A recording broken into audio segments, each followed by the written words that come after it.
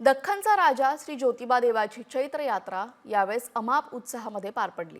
चांगभलाचा गजर, विविध रंगी 700 ते 800 सासनकाठ्या, गुलाल आणि खोबऱ्याची उधळण आणि भक्तिरसात तल्लीन झालेले अबालवृद्ध असं भक्तिमय वातावरण ज्योतिबाच्या डोंगरावर पाहायला मिळालं। हलगी, सनई, पिपाणीच्या मंगलमय सुरवटींनी सारा डोंगर व्यापून टाकला होता।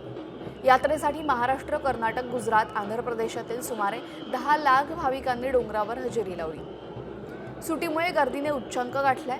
दरम्यान रणरणत्या उन्हामध्ये घामाने चिंब विझलेले भाविक हात जोडून ज्योतिबा चरणी लीन होताना दिसतायत।